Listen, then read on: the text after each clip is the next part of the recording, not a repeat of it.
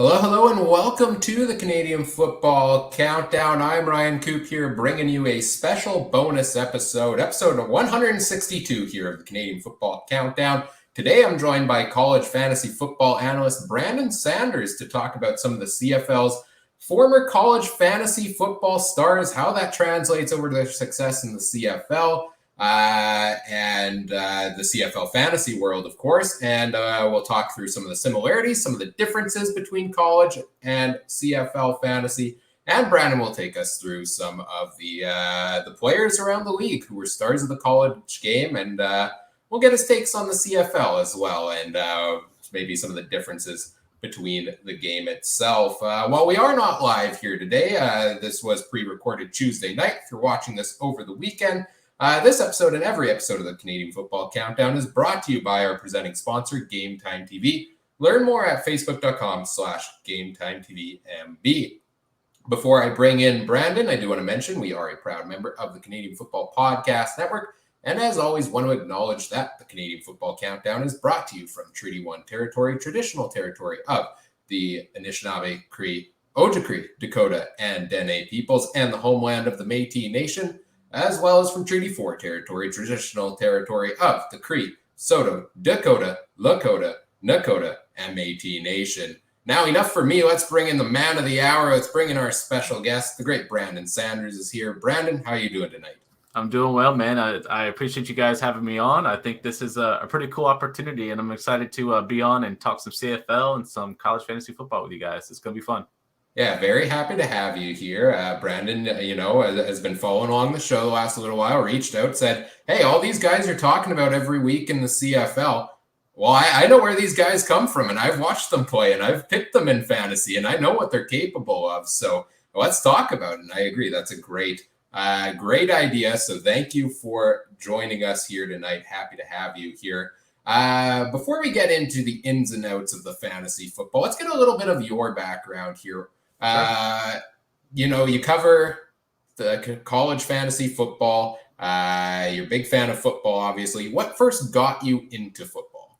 So as a young guy, you grow up, you watch your dad's favorite team. Of course, at the time, it was a Washington Redskins team that was popular in the 90s. However, growing up as a kid, I just never really liked Washington. That wasn't my thing. So I told him that his team sucked. And as an 8-year-old, you're defiant in your ways. So dad's like, well, if you're going to say my team sucks, you have to sit and watch the whole weekend of football and you decide as well. So of course, NFL was big back then. So I sat down the whole week, watched this guy with the blonde hair just chunking it down the field. I was like, Dad, who's that? And I was like, that's John Elway. I was like, well, I'm going to cheer for the Denver Broncos. And I have been ever since. You can see it behind me. Through the goods and the bads, all 3 Super Bowls and 4 and 12 seasons. So I've been there through it all. So that got me to football. And of course, growing up here in the state of North Carolina, here in the United States, you probably have heard of Michael Jordan and guys like Vince Carter and those in the NBA that came from the North Carolina Tar Heels. Of course, we were known as more of a basketball school, but here recently, especially in the past 20 years, I'd say we've become more accustomed to being more of a football school now as well. So that kind of sparked the flame, and I've been hooked ever since, man. Right on. You got to love it. Passion for football. So many people around the world. I kind of mentioned already, you're into writing, you're into podcasting about college football and specifically college fantasy. How did you get involved in that, and kind of what are you all doing in that field? Sure. So the slippery slope starts, of course, in your normal, I would say, NFL fantasy leagues. That's probably where most of us started out. You might be CFL, maybe got into NFL. It's a little different depending on your region and area and stuff like that. So, you start out in a good redraft where it's just a seasonal type league to go along with it. Next thing you know, you hear about this thing called dynasty football where you hold on to people for long periods of time and you decide, hey, I really want to get to know these rookies that are coming in. So you go start researching. Next thing you know, there's such thing as, you already watched college football, but you didn't know there was such thing as college fantasy football. So that is what hooked me several years ago, and it's been a rabbit hole ever since, to the point to where I got good at playing it and decided that I wanted to, start helping others get pretty good at it as well. So that's where it started with me, man. I went from there, and I've been doing that for a few years. I started doing stuff on my own, and now I've joined campus2canton.com, which is a website that hosts college fantasy football, but it's also got a format to where as you play college fantasy, if they graduate and go to the NFL draft, you can play them on an NFL roster. So there's this whole new concept of a new system of play. So fantasy football is ever changing and ever growing, which is the beautiful thing of it. One of the reasons why I'm now hooked to CFL and, finding this through the grapevine, I thought was really cool. So, the fantasy football concept, I'm a big nerd when it comes to like stats and stuff like that too. It's like Dungeons and Dragons in sports mode for me, so I'm always down for a good campaign. And if I can compete against my friends, win a trophy, a championship, some money in the process, why not, right? So that's where I'm at now. So I've been doing that. But it all started NFL. I did some writing for the Fantasy Footballers, which is a very popular podcast in the NFL fantasy world, and then moved my way over here to Campus to Canton here in the past 2 years, I'd say. So I'm super, super stoked to be with them and giving me a platform to where I can now do my own podcast and write here on occasion. So it's been pretty fun. That's awesome. I love your analogy there, the Dungeons and Dragons in the sports world. And and the love of statistics is the big thing for me as well. Looking at all the fantasy options, trying to find the most absurd value play you can find that nobody's going to pick, but is going to pull off the value. For a stats nerd like myself, big up to that one as well. Now, for those that may not be quite as familiar with it, paint the college football scene for us. Let's start with football itself, and then we'll get into college fantasy football a little bit later on here. It's a pretty big deal in the States, the college football scene, isn't it? It is. It's more of it's a passion. So I know you guys have your guys. You have like Calgary University, you have Winnipeg. The Touchdown Atlantic, I saw Acadia. I thought that was pretty cool in that field. So you guys have your own universities and stuff like that up north as well. But here it's pretty much like the minor leagues. And now with I don't know how much you guys have read, but they have this thing called name, image, and likeness, which is now a rule to where now college players can get paid by their name, which is a little different. So stuff that we're accustomed to is the rivalries. So us versus, most people know Coach K and Duke and stuff like that between the rivalry of basketball, but it's the same thing in football with the likes of a Michigan University versus Ohio State. There's these long rival passions that stay in the region and stuff like that. That might be changing soon, which is interesting. So now we're looking at possibly going into a more, I wouldn't say a minor league, but I'm saying like a step down from the NFL, and we're probably going to see some emergence of mega conferences. There's a lot of debate and people saying that they're trying to ruin college football, but I don't really see that the case. I just think they're trying to make it more marketable so that you can see it more on TV and have more teams in the conference, to where you might not see as many conferences or divisions. You're going to see more straight line type situation. So then, and they even have a playoff system. Usually right now it's only 4 teams that are usually at the top conferences. But that might change soon. So they might actually do more, I wouldn't say a 64 like you see in basketball, but you definitely see like more of an 18, 16 team type battle royale, we'll call it, to determine a national champion. But it is a big deal. It's pretty much like our Saturday version of Sunday in NFL. And, now with me watching CFL, now I can get Thursday, Friday, and as CFL goes away, I'll still have Saturdays and Sundays. So it's a big tradition. People do vacations around it. We do things like tailgates, grilling is a thing here. So if you guys, I think you guys would call them barbecue, and it just kind of depends on where you're at. But I like to pull the grill out, grill some stuff on there, watch the game on. And the cool thing about fantasy football is that you learn about a running back, a wide receiver, a tight end, slot back for you guys, and quarterbacks that are not on your team. So then as your team is not playing or they've already played for the day, you still have interest. So technically you can watch from 12 noon our time Eastern all the way till midnight, which is the West Coast over there in California, or if you're a BC Lions fan in that time frame as well in the Pacific. So that's where the beauty runs in. You have a full day of football, especially if you love football. You're looking at the scores, you're seeing the different standings and the competition, just like you guys have your power rankings for the 9. It's the same thing, but it's 131 teams, so it's a little bit more extraneous. So it's definitely a degenerate like myself who enjoys multiple teams and not having to just wait for my team to play, which I'm very passionate about. But once they're not on there, I can breathe. I can sit down, look at the fantasy scores, sit down, look at the box scores, and just enjoy a good time and just watch good hard football with people playing with pride and a national championship on the line, which is the ultimate goal. So college football is a thing, and here, and I hope in time that it can become a thing, nationwide, or even you can see it. I think there's a few people that actually followed overseas or even up north as well. So I'm definitely, happy to see that they're trying to mainstream it. It does break a little bit of the tradition, but as long as they keep the rivalries intact, I think that's going to be beneficial in the long run. So college football is definitely, I would say right now, second in NFL, but it's gradually growing to where it could compete with the same popularity as the NFL. Yeah, you mentioned what was it, 131 different teams? Yep, it was 130. They just added another one this season. They have even what's called so it's FBS, which is the higher tier level of, we call it Division One, and then there's a second tier called the FCS. It's a different tier down, and there's another 100-something teams. But that it distinguishes who's a national contender and who's got the best, I'd say, players in the nation to kind of compete, and who would go to an NFL or the CFL as we'll have it, as we'll talk about and stuff like that. So that's the difference. It's just state of play and the level of play, basically. Right. Yeah, and I'm sure, and we'll get into this a little bit later on, I'm sure there are quite a few differences when you're playing college fantasy versus CFL fantasy. Yes. With 131 teams versus 8 due to the bye week in the CFL. Right. On any given week. You also mentioned the tailgating. That's something, I myself don't know too much about the college football scene. I haven't checked out a whole ton. I'm mostly a CFL guy myself, sure. Admittedly.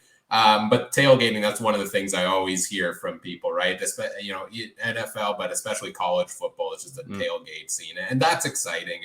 They're trying to get it a little more here and there in Canada. Some of the CFL teams, some of the members of our podcast network host some great tailgates if you get out to places, Edmonton, Sweet. Calgary, etc. But as the big official tailgating, I don't think we're quite there yet the way it is for college football down south. But I hope it gets there one of these days. You've somewhat recently found your way over to the CFL fantasy world here across the virtual pond, so to say. Well, I guess not really. There's not really a pond between us. The virtual border, I don't know. Yeah, we'll call it the border. Yeah. Yeah, we'll call it the border. What was it? Is there something specific about the CFL fantasy that has hooked you in, or is it just the love of fantasy in general, and here's another option? So it's a few things, actually, so the need for football year round is a thing, right? So it's the constant urge to just want to see football being played or being had. I love that the Canadian Football League is played in almost the summer months. I think that's perfect.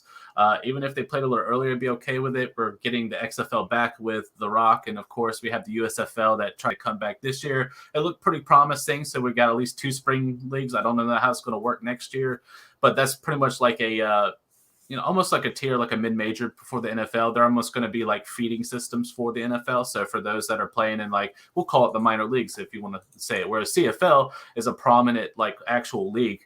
And being able to have that partnership with ESPN and TSN is a big deal. So now I can actually see it on ESPN Plus, or I can stream it on like a live stream off of TSN if someone has it on one of the websites or something like that. So being able to actually get eyes on it and see it is a big deal. So whatever the CFL is doing to push into, the United States, they're doing a great job, because, I'm able to see it on nights. The 10:30 games get a little rough, but, on Saturdays it's a little easier. But when, you're like Thursday night or something like that, and, I can't see all of like the BC game, for example, this past week or something like that, you just got to hope the good times roll and wake up for a good fantasy score. Not so great with Nathan Rourke. We'll talk about him a little bit and his brother, but, it's just things like that where you have that option. It's in the summertime. It's before, and the CFL happens where you'll have to answer that. But the Grey Cup, I believe, ends before, the NFL season really gets into like this multiple weeks and stuff like that. I know we have like 17 now. And you guys, I'm not sure how many weeks you guys have, but yeah, it's a 21-week season here. Oh, wow. Okay. Each team plays 18 games, 3 bye weeks in the middle, and then the Grey Cup championship game end of November. So that's perfect. So it gets a little bit in the cold, up here in Manitoba. Our conference final game was, I think, minus 25 degrees Celsius the other last season, December 5th, because it was the season got pushed up due to the COVID situation. Right. So when you're mentioning, maybe starting it a bit earlier, bit of a hot topic around these parts these days. So you're hitting the nail on the head there. I didn't know. I'm just saying it, but it would be great to have CFL like as we watch it, and then it transitions to the NFL. That way, don't get me wrong. I'm a degenerate. I'm playing college fantasy football and NFL in the same time frame. So I don't care if I still have my CFL lineups. It's just something where if you're a guy like us that likes fantasy, you're going to take the time to sit down, look at all your lineups, get the most optimal thing that you get out of it, and then just let the good times roll and just watch the numbers come in, basically. So for me, it's the love of fantasy football, the timing of the CFL, and the marketing. I think they're doing a great job. I love the different logos. We'll have to talk teams because I need to find a team so we can talk through some. So I'm looking to become a fan and add to the back of the wall here. So, if I can get one of a CFL type. And then I hear you guys have some pretty sweet cups at 7-Eleven, so maybe you guys can maybe persuade me. So that's also not a thing here, and I wish it was because I would definitely, if I have to, I'd get someone from Denver to send me a Broncos cup if I really could because I just like having Broncos gear. So, but that's mainly the thing is the love of fantasy football and the timing, the marketing. I think is perfect, man. Awesome. Well, happy to have you as part of the CFL community, and glad to hear another fan down south that the CFL is making some waves there. We're going to get into talking about the comparing college fantasy to CFL fantasy here in just a moment. But first, let's take a moment to thank one of our sponsors here at the podcast. Are you a betting guy at all? I do. We actually have a podcast coming up this season that's for college fantasy football, so definitely. Right on. Well, this episode of the podcast is brought to you in part by BetStamp. There are so many different sports books out there these days, and each one offers you different prices on the same games. How do you ensure you're getting the best value? Well, BetStamp provides you the info you need at no additional cost. Simply, all you got to do, pull up the BetStamp app on your phone or on the website, see the odds offered by each of the different sportsbook affiliates for that particular game. Helps you place the bet that will maximize the return for the pick you're making. Whether you're new in betting like me or whether you're a veteran of it, it's going to help you find odds you like. And if you do, you can sign up at the corresponding pages directly through the BetStamp app by visiting their BetLink page, where you can get access to all the affiliates and corresponding prices. And if you want some extra insight before you place your wagers, you can see what others, such as us from the Canadian Football Countdown, are picking on each individual game. Through the commission-free BetStamp marketplace, where you can see bets others have made, and through their verified bet tracking, you can guarantee the bets made are verified and legitimate. Visit betstamp.app or download the free app from the App Store. Sign up with referral code CFC to start using BetStamp free today. Best of luck with your wagers, everybody. And remember, always bet responsibly. So, Brandon, I don't know about you, but something for me as somebody newer in the betting world here, definitely helpful with all the different prices out there to see everything available in one convenient place. Absolutely. That's the great thing about these sites that can help you out. Definitely use the code, get you a leg up on the competition. Trey and the crew here, they do a great job each and every week about getting the bets, and they keep track of who's winning against who. I think it's perfect. So these guys could probably win you some money, so pay close attention while you're watching the podcast. Right on. Appreciate the shout out there. Okay, let's get into talking about the ins and outs of fantasy a little bit. I think you've already talked about kind of the popularity of college football and how college fantasy is becoming more and more of a thing. So in terms of how to play college fantasy football, I'm sure there's a couple different formats out there, as there are in most different ways. What's kind of the most common format people play college fantasy in, and where would somebody who's looking to get into it go? I'm glad you asked because it'll tie in later with the CFL stuff. So the most obvious is what we call redraft, which is a seasonal league. It's one where you pick your players, you have them throughout the year. You have a waiver system where you can, whether you do a fab system where you try to wager to get another player that maybe is run hot. So say you drafted through the year, but one of these rookies, so you didn't draft Dalton Schoen and he's blowing it up. You definitely want to grab him on the waiver wire, but you have to outbid your competitors to get him on your team. So you have a certain amount of, we call it free agent acquisition budget or fab. So if you use that, you can grab your players and stuff like that. So that's the most common. I would say the next tier is called Dynasty. That's where the degenerates like myself come to play, where you actually have the college players for multiple years. So from their freshman year to their junior year and they graduate, or they stay a senior year. Sometimes you get lucky and get all 4 years, but you have them there. Of course, there's some trading involved. There's also a freshman draft. And that's where one of my other podcasts is where I either interview people coming in as a freshman in college, or we talk about their potential to be really good in certain systems or certain college teams and where they can produce for you really early, so you can have like that type of draft where you can get them.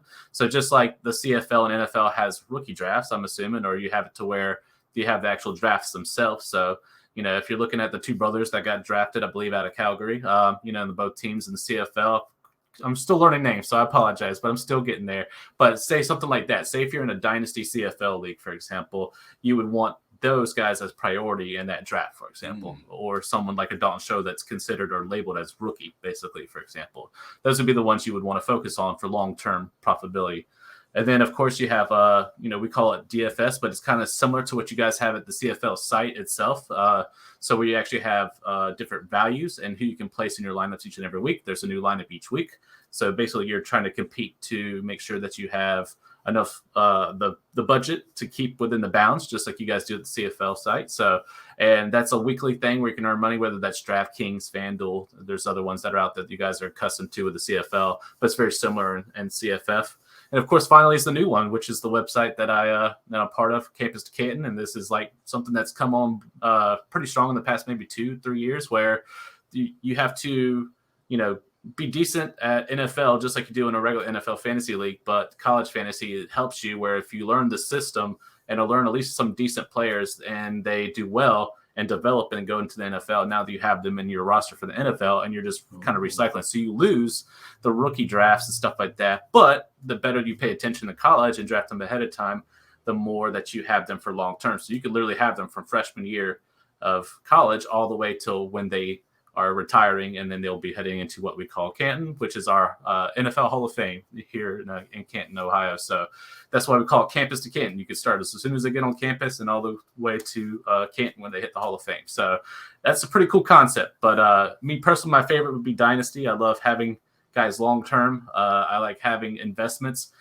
You really start to bond with these guys, even though they never really know you. But, you start to develop, like an actual thing where you really root for that person, regardless if they're on your actual team. Of course, I try to be a homer and pick a few guys from like the Tar Heels, for example, and stuff like that, because there are some good fantasy outsets on each team. But essentially, you're looking for guys that are going to be hit home run guys that are just going to be able to produce on a weekly basis. And some of them we'll talk about here very shortly. So, that's the main format. I would say the best place you can play college fantasy football is a app called Fantrax. They're actually Canadian owned. I don't know where, but I'm trying to figure out why. They actually hit me up about a possible CFL, and I know you guys are needing a seasonal type situation. So at the end of the podcast, I'm going to have you guys do a call to action and at Fantrax and tell them that you want CFL for season long. And I think that could possibly happen. They've already I did one tweet and they, slid into the DMs and was like, hey, is this a thing where people actually want to do it? And I was like, yes, absolutely there is. And there should be more options for CFL and not just on the CFL. So if you're looking for seasonal, that might be something that may be in the cards. But Fantrax is a great platform. They're Canadian, so they don't have to worry about dealing with the NIL stuff or having to pay players for their name or their picture and things like that, which is a cool loophole. But at the same time, it worked well the past couple of years when the college students, they don't get paid. It's for pride. It's to make sure that, that they win the national championship. So it's been really cool. So Fantrax is the main one. Of course, NFL, there's a lot more, but we can get into that a different time, a different podcast. So. Right on. It's so great to see so many different options out there, whether you're in it for the long haul or you're in it for a couple weeks at a time and just want to try it out, right? It's for those who maybe, fresh in the water, maybe they're not looking to get into a long-term dynasty league, but the veterans who like playing it year after year, there are options there as well.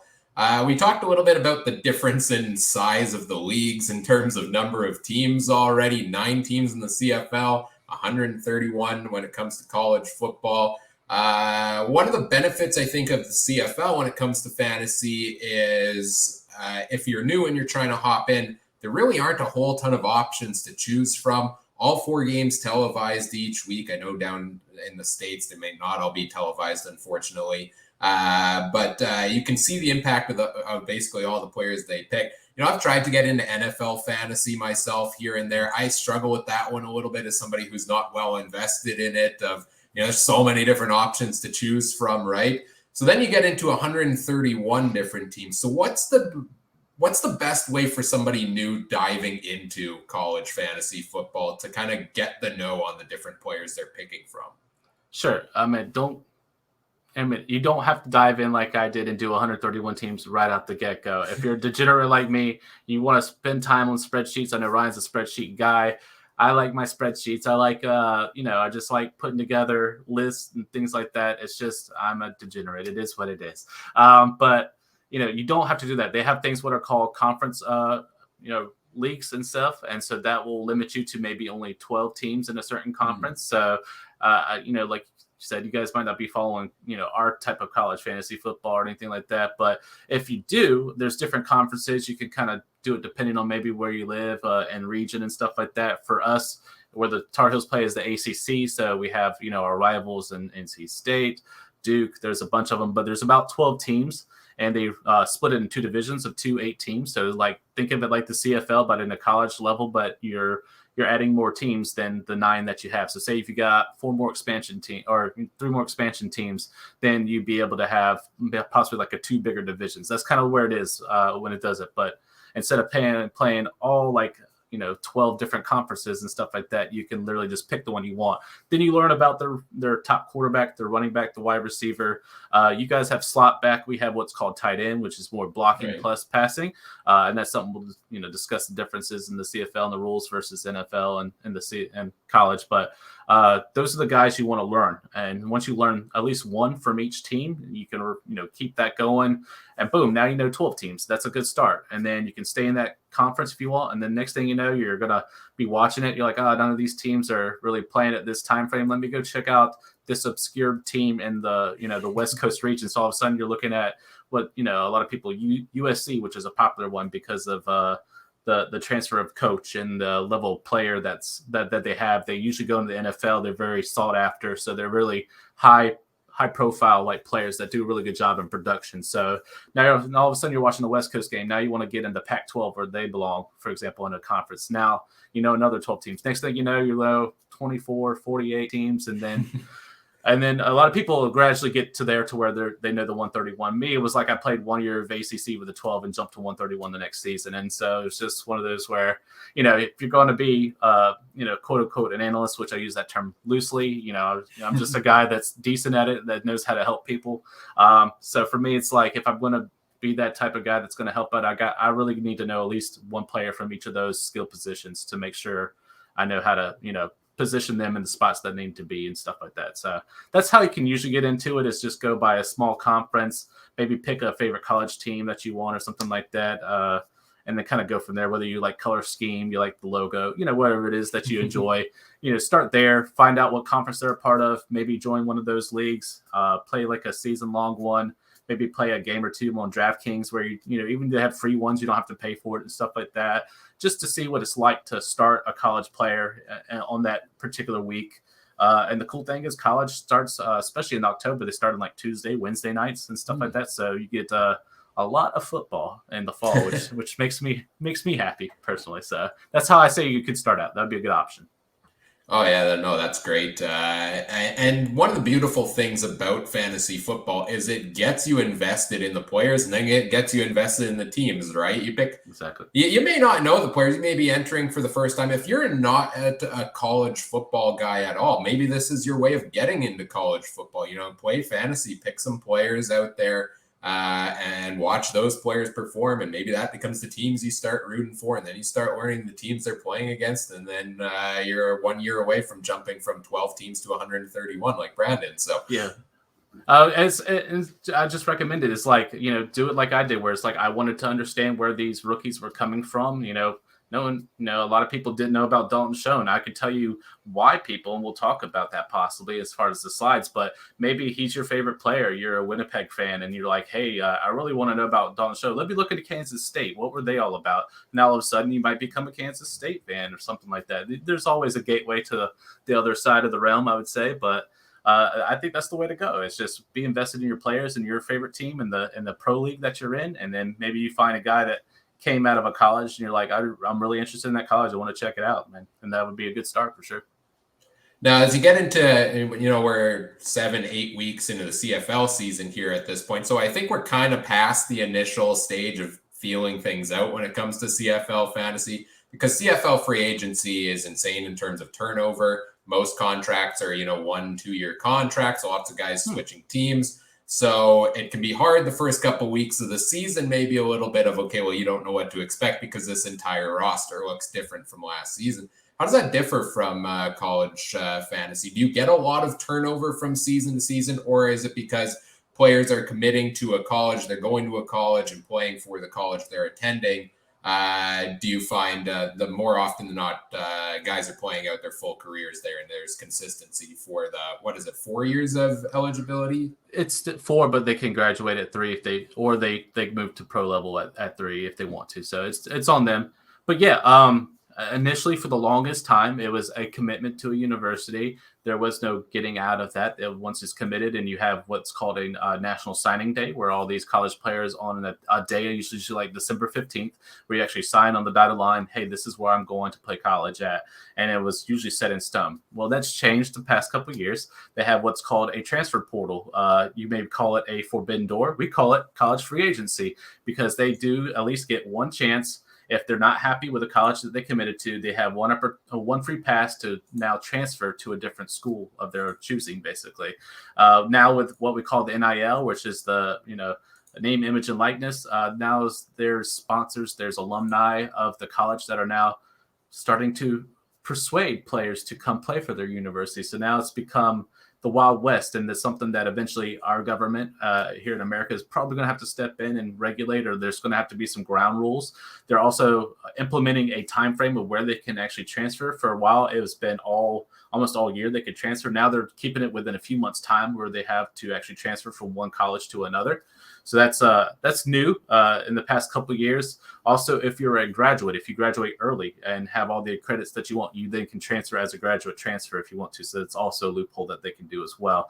So as they're starting to figure that out and kind of keep the Wild West down to a regulatory type situation, that'll start to level out. But right now, it's especially right after what we call the national championship, or even before, we play what's called bowl games, which are just high profile, where really teams with higher win percentages play each other. So it's like teams that don't play in the same conference. It's like you get to put your medal to the test. It's like having many Grey Cups or many Super Bowls, if that makes sense, for example. But there's only one national championship, which is like the Super Bowl or the Grey Cup, right? So as that's going on, that's the time frame where they can actually start transfers. For the past couple of years, they've been doing that all the way till like spring camps, which is like in April or May. So there's a long period. So they're trying to fix that. Once they do, it won't be so crazy. So if you happen to fall upon my Twitter and you see a bunch of retweets of like people transferring, where I'm just trying to, usually for me, but also for others, to try to keep tabs of this player is moving to this college and stuff like that. It's more of a thing in the NFL. You have a free agency where it's the highest bidder gets the best player.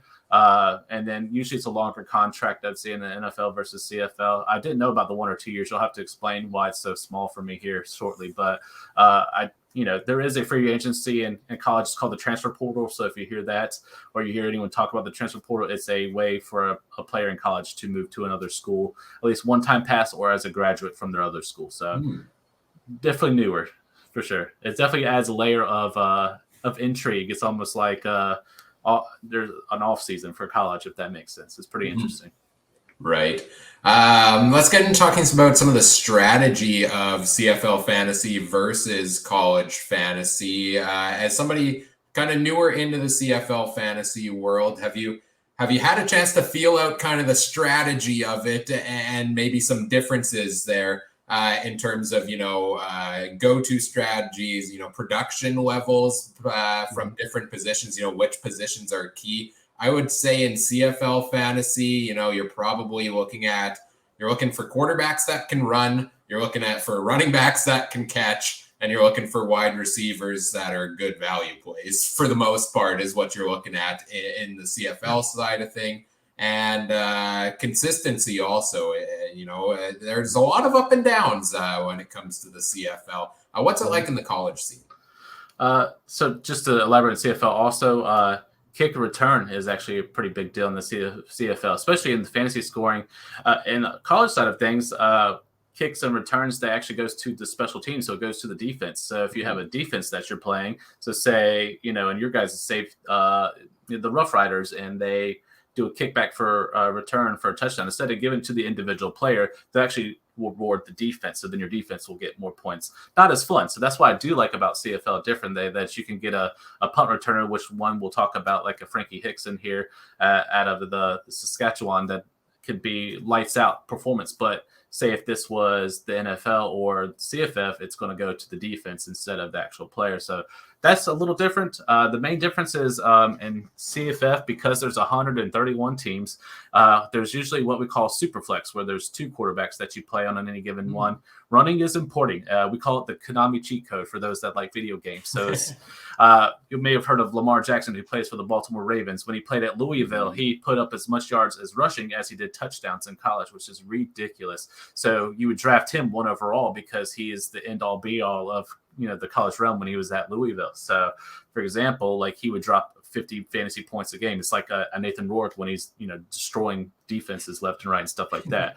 So you're looking for that type of production at quarterback, but you can play 2, which is great because they have what's called a QB1, which is a higher tier, and then QB2 is where you're looking for solid performance in fantasy, usually like 20 points or so, a pretty solid guy, whereas your QB1 is going to be the guy that can produce the highest level. So you look for more of a rushing quarterback, whereas the QB2, you want to find a good pocket passer, someone that can just stay in the pocket, stay poised, use his receivers, use his slot backs or tight ends, however you want to say it there, and kind of do that type of situation. And then usually you can play up to 2 running backs, which is really cool.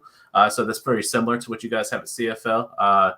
And then, of course, wide receivers, they allow you to play 3, which is because there's so many of them. Right. And then there's usually it depends on how many, because you can adjust on Fantrax, but there's usually 2 flexes, or at least maybe possibly 3, and a defense. So that's usually the main strategy. So you're looking at high upside. When it comes to college, there's different systems and different strategies and playbooks. So you may have heard of things like an air raid system, where it's just go routes, just bombing it left and right. Then you have a team that's more ground and pound, say like a Kansas State, and that's why you may not have heard of Dalton Schoen, because he didn't really get a whole lot of chance to shine as a receiver, because that team is more run heavy. So then you don't get that production. So Dalton Schoen, slides, gets picked up by Kansas City, the Chiefs. They don't know how to use him because they haven't really seen what he's truly capable of. He goes to CFL and he blows up because he's actually a great receiver, and people really didn't notice it until probably too little too late. And now the CFL has a star in the making, right? So now, that's the kind of stuff that you look into. You look at strategy. You look at, do they run the ball more? Do they pass it? Are their tight ends or their slot backs, something that's a thing versus it, or is this a quarterback that just uses his legs to try to perform, which we'll talk about one that you guys see pretty often, like a Caleb Evans there at Ottawa, that did really well for himself in the college realm because he was such a dual threat as far as running and passing, which you see translate in the CFL. So not too crazy of a strategy differences.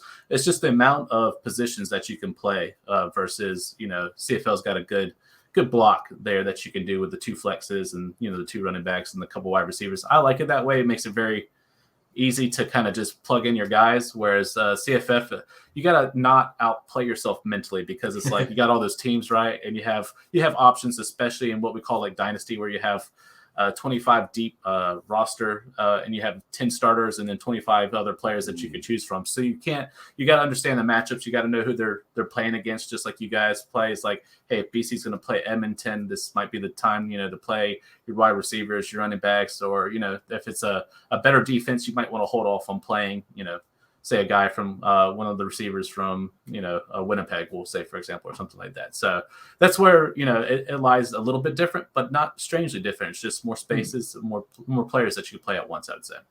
I'm glad there's more wide receiver spots, because I have a hard enough time, trying to figure out 3 wide receivers out of a batch of 40 starters roughly at the position in an average CFL week. I couldn't imagine trying to pick them out from all of those options that are available. You've touched on some of these guys here already. You've mentioned them at least. So Brandon's been so kind as to bring us a little inside info here on the podcast on a few of the players that were standouts at the college level when it came to fantasy football. Now they're in the CFL. I believe we've got 1 player per team to watch here. He made us a nice slideshow and everything. Brandon's Brandon's the best guest ever.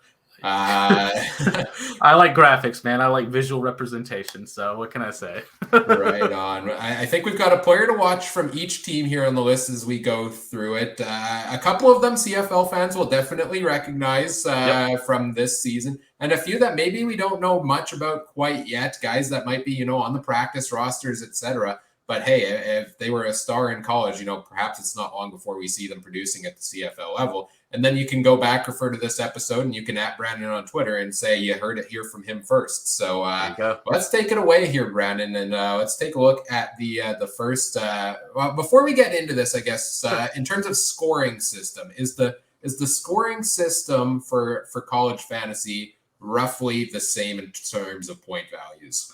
It's very close. So the differences I had to make. So I actually took the CFL fantasy scoring system from CFL.ca. So straight from the website, turned into a document, made sure I had it for reference. The main differences that you're going to see is that this does include return and kick yards and punt returns as well, because I wanted to be as close as I could as far as their production and what they did to match what you would get at CFL. So if this guy did punts and returns, it would add to his fantasy points per game. So that would be the differences. CFF is very similar. So their quarterbacks throw for 4 points for passing touchdown, for example, but running touchdown or a passing touchdown is 6 points, just like in the CFL.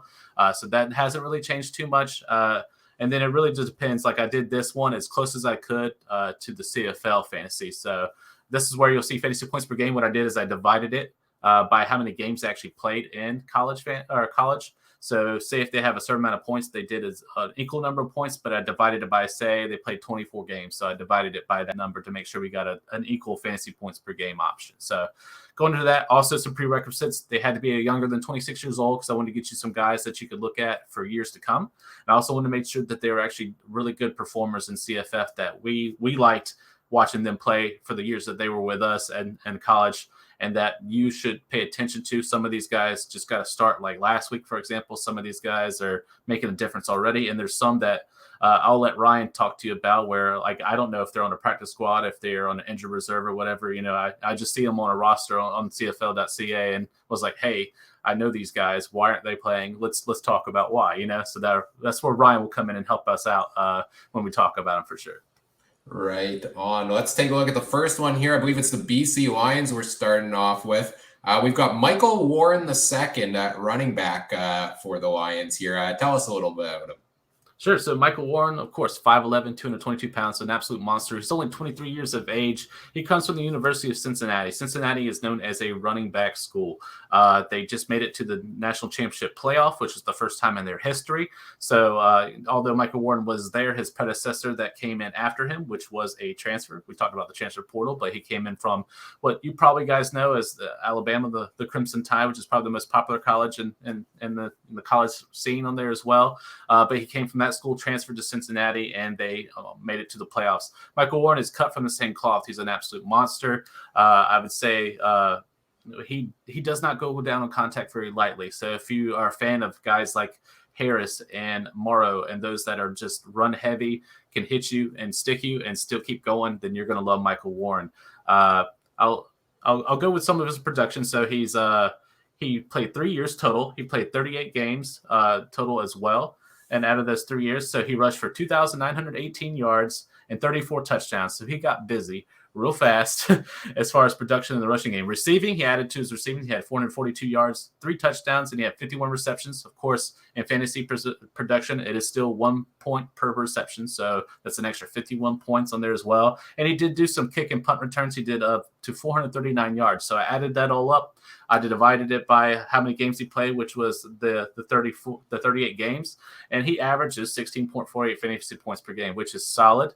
I know that's very sought after, especially from I've only gotten to play from week 4 to now to week 7 here in the CFL fantasy stuff. So it's very important to have a running back that's going to go over 10 fantasy points and stuff like that. So Michael Warren, and I'll let Ryan, tell me if he's practice squad, if he's injured or anything like that. But if BC struggles with the run, which I think I forget the running back's name, but he's doing pretty well already. But in case he goes injured, Michael Warren's a guy I think you should take or look at, especially if he's a value play or he becomes available as the starter for the week or something like that. he's definitely a guy you want to focus. And if you're in a season long, he might be a guy you want to throw up on your bench and keep in case the BC's main running back goes down on injury, because I think he could easily take over. And I'm not sure how CFL is, so I'll ask you with those questions later, but I don't know how it is to replace a starter or the competition to become the starter. But I think Michael Warren is starter ready. It's just a matter of the opportunity now. So what's BC like? Are they more run now? I know with Nathan Rourke, that's more possibly pass happy. Do you think the offense is capable of being more ground ready type situation? What's your thoughts, Ryan? They're getting a little bit better there this year. Last season, they hardly ran the ball at all for the first half of the season, at least. Like, you're talking like 5-6 carries a game from the running back only, and minimal usage. And then they flipped it around a little bit as the season went along, and their current starter, James Butler, fantasy-wise, was the top scoring running back the final 3 weeks of last season. And then he shot out like a rocket at the start of this year, 4 touchdowns in the first game there. So I think he's kind of cemented as the number one guy right now. But you mentioned injuries. As far as I believe, I think he's the only running back on the game day roster, whereas a lot of teams are dressing 2 to 3. BC does have a couple fullbacks they have in there that have pitched in when he's gone down. But say he goes down a long time, yeah, Michael Warren II might be the next one there up at running back. So look out for that potential play there. Let's move on to the next one here for the Calgary Stampeders. It's quarterback Tommy Stevens at the CFL level, currently in a third string kind of role, short yardage quarterback for the Stampeders. They're a pretty deep team at the quarterback position, but hey, those 1 yard plunges, they add up when terms of fantasy points if you're looking for a real cheap value play. But what was he like at the college level? So I put up Penn State. So he did transfer from Penn State to what's called Mississippi State his last year. His most production came from Mississippi State. So at Penn State, he was actually considered the second stringer. There are some really great quarterbacks that are now in the NFL that were before Tommy Stevens. So he just really didn't get a lot of playing time just because he got outplayed, basically, if that makes sense. But when he did go to Mississippi State and became the starter, that's where he had a really great season. And speaking of rushing, I meant to go with, we'll talk about his passing yards, but rushing yard, he had 887 rushing yards on his own and 2 touchdowns in Mississippi State. So now I understand why he's all of a sudden becoming the short-term running guy for the quarterback with those 1 yard ends as well. So I understand now. Passing yards in that one season, he did get to play 1,459 yards, 15 touchdowns, 6 interceptions. I did count in 6 the interceptions. I know it's -2 for you guys, so I did factor that into there as well. So that's probably what cost him to not be above the 10 fantasy point production that we're kind of looking for. He's 9.28, but most of that 9.28 came from his last year of college production. So I believe he got like a fair shot at like maybe a practice squad at the NFL. It didn't work out. It made his way to the CFL. So it sounds like he's buried there. I do know Bo Levi Mitchell. I think he's a great quarterback. I don't really see Tommy Stevens doing it. However, if they did need some guy that can do a dual threat situation with rushing and there, I think Tommy Stevens is capable, just like we saw, what's his name, I believe Taylor Cornelius there at Edmonton. So, even if you have some COVID stuff going on, injuries or something like that, Tommy Stevens is very still, sought after. This would be more of a, I don't know if you guys have Dynasty and CFL or anything like that, but if it becomes a thing, maybe Fantrax will give you that option possibly. But, we'll speak it to an existence. So say if that's an option, Stevens could be a guy that could sit on your bench and you have Bo Levi Mitchell. If Bo Levi Mitchell, something happens to him, even the second string, something weird goes on, you got Tommy Stevens and he can be very serviceable. When I say he's like a guy that you need to play on the value plays at 2,500, I say no. Season long, probably no. But at the same time, he is capable, and he did really well his last year at Mississippi State, and he was one of the higher produced out of the 131 quarterbacks. He was in the top 15. So he did really great. And it came down to the rushing and his there as well. He actually got in some receiving too, 62 yards receiving, 2 touchdowns. And so he knows how to catch a football. He got 14 receptions. So his 14 points added into his fantasy points per game. So that got him closer to the 10 fantasy points per game. So, I mean, he does pretty well for himself when given the opportunity to be the guy. So it's somebody to look out for. Don't think it's anything right away, but I think it's a good stash if you later on, or just a guy to remember if something happens to Bo. And CFL fans, we all know that what happens with third stringers in Calgary. Bo Levi Mitchell was a third string at one point as well. came into a game here in Winnipeg and just tore apart the Bombers defense as the third string quarterback when the others went down due to injury. And now look at him. So maybe Tommy Stevens, that Calgary system, they find their quarterbacks, they find their gems in that Calgary system. Let's move on to the Edmonton Elks here. A guy who I believe got into a game this past weekend for them, wide receiver Hakeem Butler, got in what I believe is his first start with the Elks. I know they did have a couple guys out due to injury. He got an opportunity, made a couple plays in there. But it seems like he made quite a few at the college level, didn't he? He did. He's a 6'6" beast, 225 pounds. He's 26 years old, so he's had some time. I believe he stayed with he got drafted later with the Arizona Cardinals. Of course, that happens in the NFL. They just keep drafting every year. Sometimes they overdraft a player, or then someone just doesn't get a shot because, it just kind of happens. But the wingspan of this guy can easily dunk a basketball without having to jump very much. Long wingspan. And he's an absolute monster and a great for mismatch. So that's where I thought, maybe they would, Taylor would use the height difference that Hakeem has over most defenders in the CFL. Shoot, even in the NFL and CFF, he would tower over his defenders and stuff like that. So he had an easy way to go, and he has a really good what's called a catch point, where if you throw it up over the top, he's able to bring it down, just like you saw with what's his name, Charleston or Carlton from Winnipeg. Just an absolute freak of nature, a cheat code basically, where he's just taller than everybody else. So he's an absolute stud, very quick to go along with as well.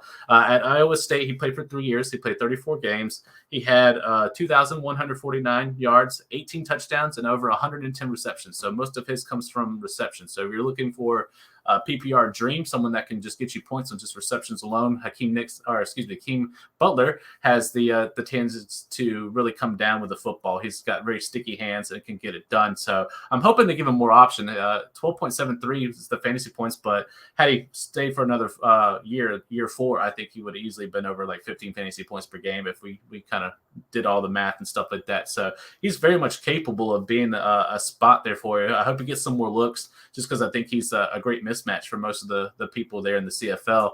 If he becomes a starter here in the next few weeks, I definitely would take him on a value play at 2,500. I mean, can't hurt you to try, even if he only gets a few receptions. That's better than a 0, so you don't want donuts. Learned the hard way by playing Justin Hardy when I thought he was healthy, and he was not. But that's what happens, right? I'm still learning where to get the injury reports and stuff like that for CFL, so that's where Ryan can help me out a little bit more and things like that. But Hakeem is we call him Hakeem the Dream for a reason. He was a dream in CFF, very high producer. He was in the top 10, drafted very high in what we call the redraft or the seasonal leagues for those couple years as well, just because it was hard for anybody to stop him. He would just tower over everybody. So he's a guy to stay on the radar. Let's move on to the Hamilton Tiger Cats here.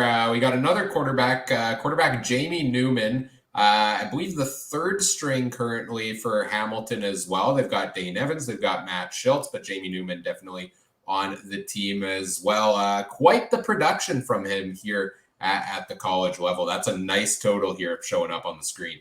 Yes. So he's he started at Wake Forest University, which is actually in the same conference as my team, the North Carolina Tar Heels. So he plays in the ACC conference, and he was an absolute stud. He's one of those guys that is like a Lamar Jackson that you've heard of, where he has passing and rushing. So though I do like Dane Evans and his style of play there at Hamilton, and I think the backup's pretty good too. Jamie Newman's both of them in one, if I'm being very honest with you. Like, the guy was an absolute beast. I think he should be given a stop to start. Like I said, I don't know how that works where you compete for the starting job. I know there's something we have to ask later about a ratio and things like that. And so, that's part of the questions that I have. But Jamie Newman's an absolute stud. He did transfer to Georgia, which is the Bulldogs. Of course, they were the defending national champions last year, so they won the whole thing. Jamie Newman, unfortunately, didn't get to play there because of COVID hit, so he actually sat out. He chose to sit out to go to the NFL draft. Unfortunately, that didn't work out for him. He wasn't drafted because there wasn't a last year of tape, and they only had the first 2 years of his season to probably work up. But in the 3 years he did get to play, which was only 19 games. But out of the 19 games, he had 3,959 yards passing. It was a very pass-happy offense here at Wake Forest that he has. 35 touchdowns, 16 interceptions. So if he had a lower amount of interceptions, he would be even higher than 25.2 fantasy points per game. Rushing is where it's at as well. 826 rushing yards, 10 touchdowns in rushing. So he's definitely a guy where instead of having Dane and the other guy doing the rushing, Jamie can really get it done in rushing and passing. So that's where when I saw his name, he's a highly touted guy coming out of college where I was like, how's Newman not starting? And so that's where you can give me maybe some insight on Hamilton in particular. But this guy's an absolute stud. He really is a great leader too. He gets his wide receivers behind him anywhere that he played. He's considered like the alpha or the top dog. So he's definitely a guy where he could be he could be a dog. So he could definitely get the job done and be like assertive. He could be a strong leader and he can make very smart decisions when called upon. So his interceptions need to come down a little bit. That was just college. I don't know if he's progressed now being in CFL and a pro level. Maybe he's starting to figure that out a little bit better. But if he can bring his interceptions down, this guy is capable of a Nathan Wart type-esque fantasy player where he can drop you at least 20 to 30 points a game with no problem whatsoever when given an opportunity. So, Ryan, what do you think about Mr. Jamie Newman in Hamilton?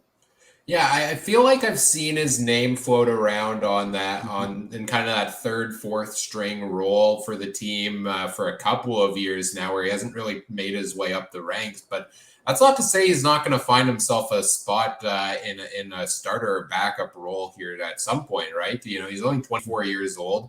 I believe, if I'm remembering correctly, Dane Evans was a fourth stringer himself in Hamilton at some point, and that's the thing, it's a small league, so many quarterback injuries, unfortunately, every single season, it seems that you got to be deep at the quarterback position. So, yeah, Newman on the practice roster right now for Hamilton, but certainly doesn't hurt to have a college standout on the practice roster should you need him, and maybe he gets a shot in there one day.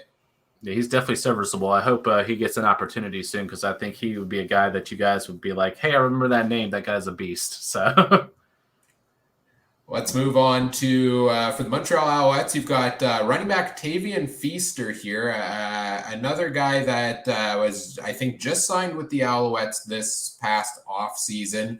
Is a bit lower down on the depth chart right now. William Stanback's the big number one guy for Montreal, unfortunately out with a bad injury for likely the rest of the season here. Jeshron Antwi, the backup, took over starter role. They brought in Walter Fletcher via trade, but they've got Tavian Feaster there in the background. And I know Antwi and I know Fletcher have both been, a little dinged up at times this season. So opportunities potentially to get in on it there. Nothing yet for him, but what was his college career like?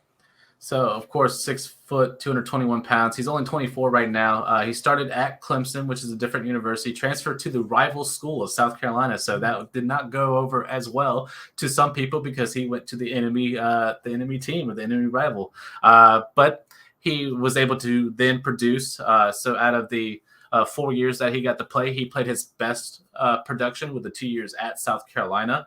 So he played 48 games. He had over 2,002 rushing yards, 20 touchdowns in rushing as well. He did do some receiving. So he had 270 receiving yards, 1 touchdown in reception. And he did do some kickoff returns up to 172 yards at his time there at South Carolina. So he is a guy that can basically do all, has a great catching ability, has the rushing ability to go along with it.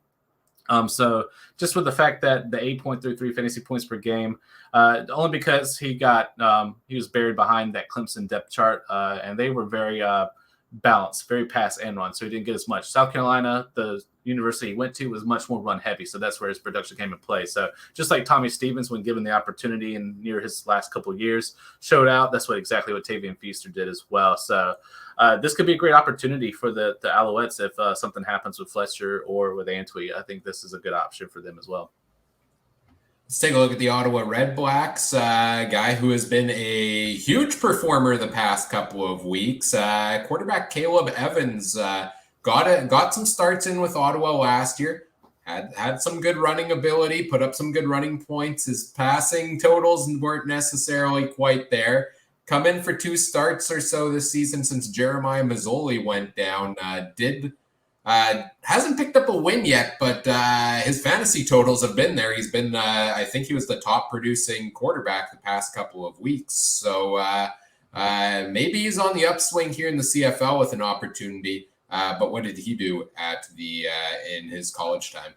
Sure. So at University of Louisiana Monroe, it's a smaller. So he's still considered Division One, but in the conferences, it's a lower conference, so a little bit less level of play. However, he shined out against that type of competition and actually broke out in some of these games where he played the higher tier teams in college football. So the great thing about Caleb Evans is he's a Konami cheat code. He really does have a great run and pass, which you guys seen personally already.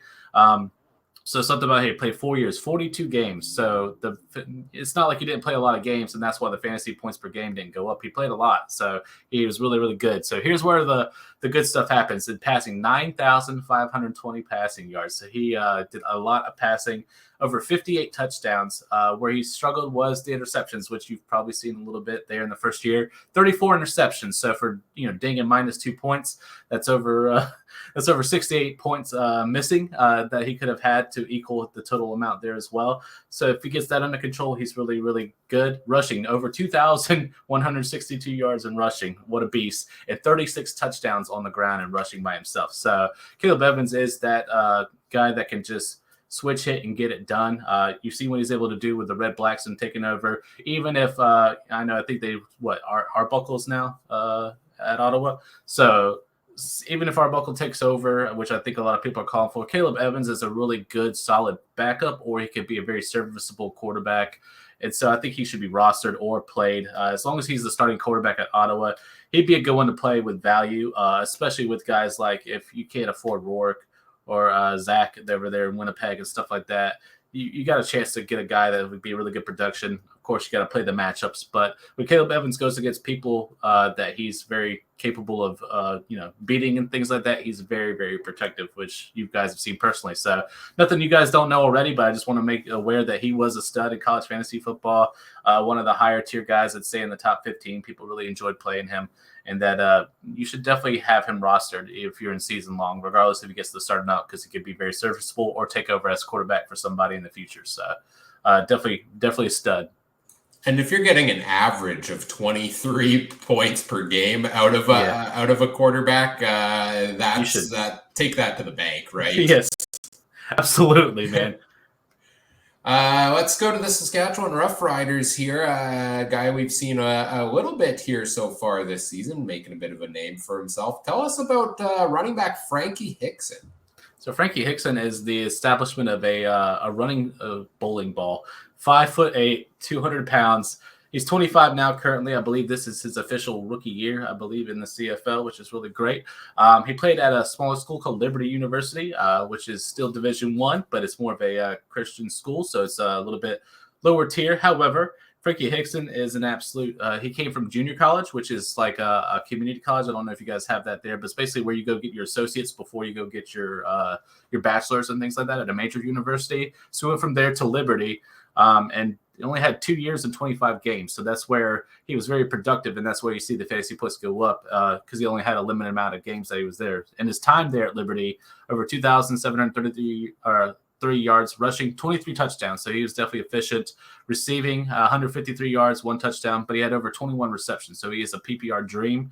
And the good thing is he did have that return kickoff, which you saw some of that in Saskatchewan. He only had 76 yards, but he's definitely capable of doing it. He's a great pairing with Morrow. I really do like that tandem. I know CFL, you guys are probably just now starting to get to what we call the running back by committee, where now you're starting to see 2 running backs. Unfortunately, it's been a plague in the NFL for a few years, and we're actually starting to see some of it in college now too. So it's harder to find these featured backs. But Frankie Hickson is a great if you're looking for someone that can play in a flex play, like the 2,500 stuff. I played him one time.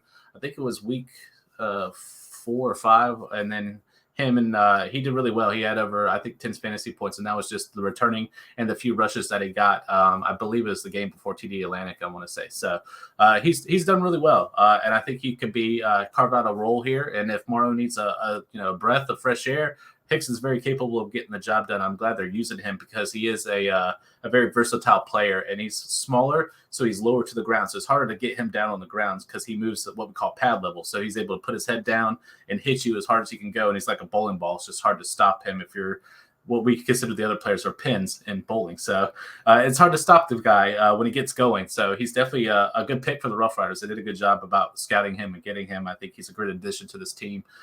He just fits that Rough Rider type feel. I want to say like he's a hard hitter. So I think they found him a diamond in the rough. And I think if called upon, if Morrow goes down injured, Hickson's a full-on play for me, especially with the production you see at fantasy points per game. He's definitely able to get it done for sure. Yeah, no, I agree on that one for sure. As a fan, I love seeing the dual back system, which, like you said, is definitely starting to be more of a thing now, I think. As a fantasy player, I hate it because it makes it difficult to choose between the running backs, especially when you only have 8 teams to choose from, and half of them are running dual back systems. But hey, if it makes a cheaper option available, though, if you can't afford to, say, take Jamal Morrow, who was the most expensive running back last week, well, Frankie Hickson, I think, was around $4,000 in price. Could have gotten you enough points if he gets in there and gets the reps. So it makes for some good plays, and wouldn't be surprised to see him find his way into more of a starter role somewhere in the CFL going forward. For the Toronto Argonauts, we're taking a look at wide receiver DeMonte Coxey here, a guy that signed with the Argos, I think, this offseason as well. Has not made his way onto a game day roster here quite yet. So in the CFL circles, we don't know a ton about him. So enlighten us. Sure. So he played for Memphis University, which was a very pass-heavy type offense. They do have usually like one starting running back, so theirs isn't a running back by committee, and they usually have an alpha wide receiver and usually a wide receiver too that they could play on average. They're in Memphis. DeMonte Coxey was the alpha. He was the one that was probably the best with receptions. So as far as overall, he played all 4 years. But he only played 41 games. So his first year only played like one game or something like that. The rest of those 40 games came in the 3 years that he played. So receiving had over 2,948 yards receiving and over 20 touchdowns. He only punt and kick return for 3 yards. So not much of a return guy. So you probably won't see him taking kicks back or anything like that in particular. But he is very sure-handed.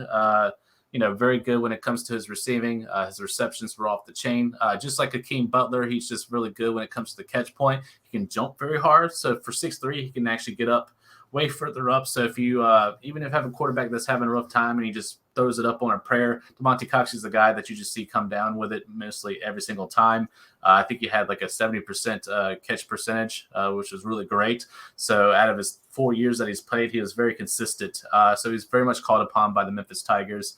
7.68 fantasy points per game, just because of the receiving and things like that. I think he could have got more. There was times where the wide receiver 2 would show up, and that happens. So you see it with like Keon Schaefer-Baker versus the other versus Duke, for example, in Saskatchewan, or instead of Schoen, it's I forget the other guy's name, but the other wide receiver, for example, will outshine Schoen for the week or something like that. That's pretty much the case here that happened in Memphis on a few occasions. But DeMonte Coxey was the most sure-handed, probably the most consistent, and very much a reception machine. So if you are looking for PPR and just looking to put points in the board, if DeMonte Coxey ever does get called up to a main roster, just like a Hakeem Butler, he would be a good one to be sure-handed to get you a few points for sure, because they'll target him because he won't drop the ball. So that's where I think he would be a good spot for the Argonauts. Although Argonauts do have some really good wide receivers from what I've seen the past few weeks. So it might be hard to get up in that roster. But for now, I think he's one of those sleeper picks that would be really good to have later on. Yeah, and this is great info, too, because a lot of these guys, like I said, may not know too much about them right now or see them on the game day rosters now. But if guys go down due to injuries now and depth chart comes out and these guys are on there, well, I'm going to be thinking hard about these as, say, a $2,500 value play based off of this info we have about, just what kind of great players they were at the college level. And take a chance, $2,500. Who knows what you could get out of that, right? So definitely makes for some potential value plays. And then we've mentioned him a few times already. Arguably the breakout player of the year, perhaps in the CFL, a front runner for rookie of the year at this point in time, I would say. Wide receiver Dalton Schoen of the Winnipeg Blue Bombers is currently, I think, 3rd in the CFL in receiving yards. Which 0 people in CFL circles would have seen that coming preseason. Was he up there at the upper echelon at the college level as well? So he would be considered. So he's 6'1", he's 218. He has the body of what we consider more of like a tight end, but it would be more slot back or right receiver for you guys. But at at Kansas State, and we talked about it a little bit in the beginning of the show, they are very run heavy. For example, their current running back Deuce Vaughn might actually lead the nation in rushing this year. He's one of those guys where he's very productive. He could easily drop over 1,500 rushing yards in one season type situation. It's that type of productive. They just got a transfer of a quarterback, for example, who's very much what we call the Konami cheat code, very much a rush and a pass heavy quarterback. So when it comes down to where the rushing is focused, guys like Dalton Schoen slips through the cracks, unfortunately. But I mean, he played 3 years. He only played 33 games, but he did have over 1,569 receiving yards. He did have 9 touchdowns. And what you're seeing now, just like with the Blue Bombers, he had over 92 receptions. So he's very much a guy that you can trust with the football. He always seems to be in the right place, right time, even with his stuff at Kansas State. Even if they didn't use him a lot, he was really good with his routes, and he was always available as like a safety valve. If something got in trouble, he would cut across field, or he'd be available to catch a pass what he needed as well.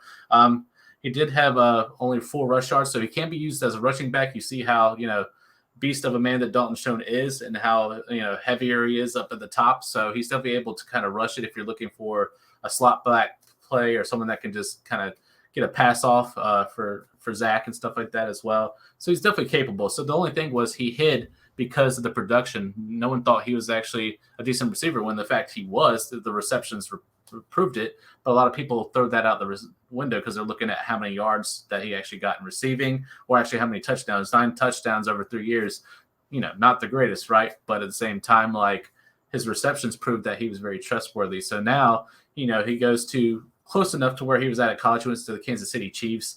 They just have all these, you've heard of the guys like Tyreek Hill and all these fast wide receivers that they had, and their big tight end, which is Travis Kelce. There was no way that Schoen was going to usurp Travis Kelce, who's been in the NFL for over 12 years and been a fantasy asset for well over 10 probably. So it was just hard for him to kind of break that thing as well. So that's why I was super happy to see.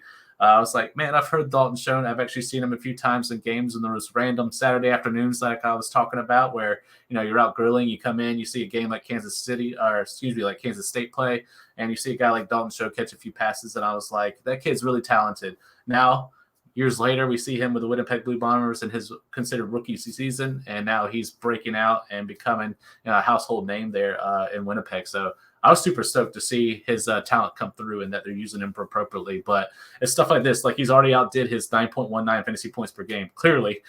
So he's already a breakout candidate. So just goes to show you, on average in college, converted to CFL, he was already going to be close to 10 fantasy points per game. So even if we did this before, week 1, this would have been a guy that would probably been on your, value plays, or somebody that you would definitely have like, I'll put him on the bench and see what happens in CFL fantasy for a season long. Now we know the kid's an absolute stud and he broke out. So, might have been a little too late to the party with the slides, but hey, as long as people see that he's a great receiver, he really does really do a good job. And don't let the college production fool you every time. It's not always the case, and sometimes it's about the system. And that's where learning the system about each team is important, because you got some diamonds in the rough that'll fall through because they're not getting used as much as they probably could. Oh, it's great to get the background of where he came from here as well. And I like the explanation also on how the scheme kind of played into the production levels there for him. And then finally, I think we've gone through all of the teams here, but we do have a future fantasy player here that you wanted to highlight for us. So not a guy on a CFL roster, so to say, right now, but tell us a little bit about who we could be looking at coming down the pipe here. Sure. So everyone knows Nathan Rourke. I think they call him Kid Canada? Is that his or the Canadian kid? What's his anyway? He should be called Captain Canada because his kid brother is coming into town. So this is Curtis Rourke, his younger brother. He plays for the same university, the Ohio Bobcats. Of course, he hails from Oakville there in Ontario, Canada, just like Nathan as well. He has played 2 years so far, played 13 games. He's 6'3", 211 pounds. He's currently a junior. He is from what everyone has said, this is his last year. He is lurking to do that. I know Nathan I think he had a short run there with the NFL before moving to the CFL. I'm pretty sure Curtis is looking at CFL directly. He's seeing the success that his brother's having with the BC Lions. So we could be looking at another Rourke very soon to take over the realm. I don't know if another team would be willing to give him the keys like they did with Nathan, but if it's the case, Curtis can do that type of stuff. I mean, you see it's not as big as say Nathan's doing right now, but 14.51 fantasy points with only playing 2 years and 13 games is pretty good. So he had passing 2,187 yards, 14 touchdowns. He does need to fix the interceptions. He had 7, so that did factor into some of losing his points there. But he also knows how to rush, just like his brother Nathan. So he had 364 rushing yards and 3 touchdowns on the ground. And he has done some receiving. So he's sure with his hands. He had 35 yards and 1 reception. So that counts as a fantasy point. So he got that in there. So he averages 14.51 fantasy points per game in the CFL realm. It's pretty close to the same. He's one of those guys that plays in one of the lower conferences, but at the same time, because of his rushing ability, he always goes within the top 50 quarterbacks out of the 131. So he's done really good. Nathan, his brother, was actually a top 10. He was one that was sought after very frequently. So when I saw that Nathan was given the keys to the kingdom there at BC, I was very, very happy to hear that because Nathan, I thought, deserved a shot to be at least a sort of quarterback somewhere, whether it's CFL, the XFL, the USFL. I think he was just very much capable of doing that. So as long as the spring leagues like XFL and USFL doesn't poach Curtis Rourke, you guys, I have a true rookie that I see that really breaking out, and then you have the brothers Rourke kind of running things there in the CFL. So that's a guy to look forward to, man. I just could not do it because Nathan's doing so well, and Curtis is on his way to doing a really good in his junior season this year. So I think it's just inevitable that he's going to follow his brother's footsteps and join the ranks in the CFL and make a team happy, whether it's a good backup or a starting quarterback here very soon. And I can almost guarantee when the time is ready, teams are going to come clamoring for him. We've seen Nathan Rourke find success so far. Teams have been hyped up on the Canadian quarterback there. The Edmonton Elks just drafted quarterback Trey Ford this season. He played in a game or two already this year and showed a bit of promise there. So I feel like all the teams now are going to start looking at these Canadian quarterbacks, and Curtis Rourke, well, you've seen what his brother can do.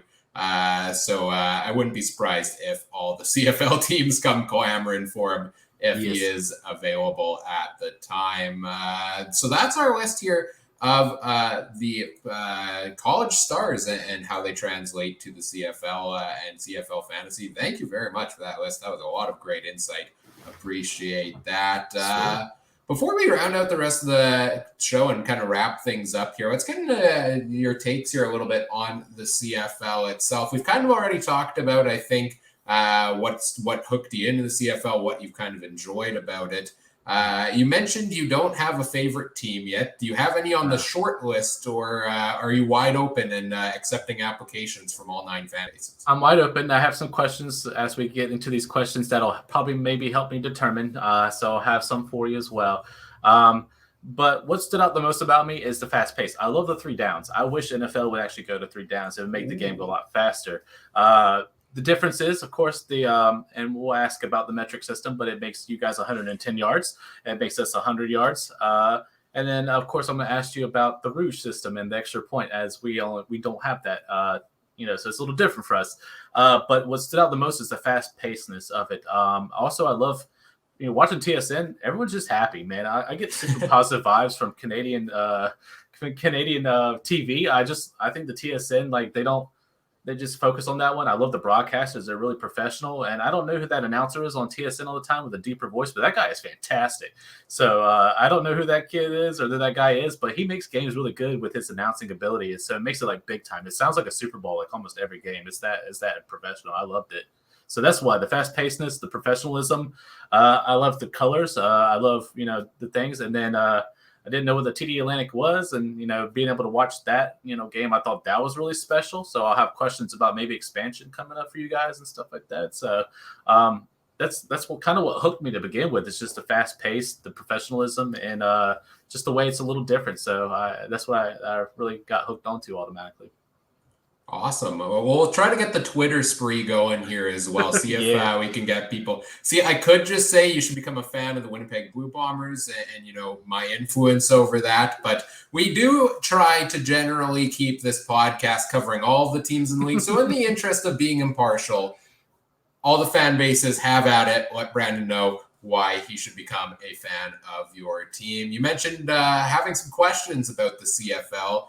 And a lot of it's got a lot of quirks and intricacies. So maybe for yourself and maybe other college football fans checking this out for the first time, checking out the CFL for the first time. Is there anything? What about the CFL game? Can we go here rapid fire for me to kind of answer here for you? Sure. So how did the Rouge or the single point originate? And do you see it going away, or do you think that's a normal thing in CFL won't change? There's no such thing as what we call a touchback, where you get in the end zone, but you move to the 20-yard line. I know our metric system's different, so it's a little different. But where did the Rouge come from? I'm very interested to see where that came from. Yeah, that one I don't know myself. We'd have to go ask some CFL historians. The history books and stuff, that's not my strong suit. Personally, but in terms of the Rouge, yeah, it's a unique quirk. It's not really there in any other form of football. It's uniquely Canadian. For those who checked out our Grey Cup last season, it was decided by a couple of Rouges that went out the end zone after a couple bad decisions there. It's one of those things that I don't see it going away anytime soon. I think there's situations where I would like to see it tweaked a little bit. For example, you miss a field goal, but it goes out the end zone. You get a point. I don't think you should be rewarded for missing a field goal necessarily. Exactly. That's why I was curious. I was just like, okay, you're getting a point for missing the field goal, and then the guys just happen to be in the backfield and catch. I'm like, but why? I was like, why can't they just catch it, go back to the 20-yard line, and start the next? You get your 3 downs and kind of go. So that was interesting to me as well. The other one, I have a couple questions to determine teams. So you probably heard of the New England Patriots and their dynasty and the run of Tom Brady and all those guys. Who would you consider as the biggest dynasty in CFL? Who would be the New England Patriot or the Alabama Crimson Tide of the CFL? Who's the team that maybe people are starting to sour on because they've won so much, or maybe they've had so many great championships that they're maybe not as popular as they once were, or people hate on them because they're so so good at what they do? I feel like it changes pretty often throughout history. For example, so the Winnipeg Blue Bombers are back-to-back Grey Cup champions, but before that, they had not won the championship in 29 years, which was the longest streak in the CFL. The next longest streak is Hamilton right now. I think they're at 21 years. They played in the Grey Cup the last 2 years, both of those teams. Had Hamilton won this last year, that would have been, I forget the stat, but I think all 9 teams would have won the Grey Cup in the last, or 9 different champions in the last 11 seasons or something like that. So there aren't too many modern day, so to say, dynasties where you're seeing the same team, dominate year after year. Definitely Winnipeg is trending in that direction right now. Back-to-back championships, 7-0 start to the season. It kind of seems like that they are the class of the CFL, and I think other fan bases may be getting a little sick of that, but hey, we had to wait 29 years, so give us a break. I don't think that's bad. I mean, Denver had the 2 back-to-back in 97 and 98 before we waited until 2015 for the third one. So, I mean, I definitely – it sounds like it's much more fairly even, I would say, if almost all 9 teams have won a Grey Cup. That doesn't happen a lot in the NFL nor in college football, so that's definitely different. Yeah, there's a lot of parity in the league. And even, Hamilton's got the longest drought, but they've been to the finals, I think, 4 times in the last 8 years, or at least the division finals 4 times in the last 8 years.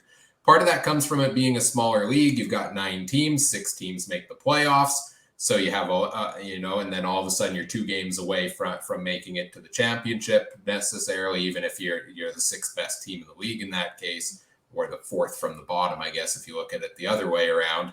And a lot of it comes from what I mentioned earlier about the shorter contracts and a lot of turnover in the CFL as well. Is you have a team like Ottawa joined the league 2014, and they've got 2 wins their first season, and then went and bought top quarterback, a whole new set of receivers in the offseason, and went to the Grey Cup the next year. So you can overhaul your entire team in one offseason, basically, with the way things are in the CFL. Sometimes it pans out. Sometimes it takes a little while, but I think it leads to a lot of that parity you're talking about.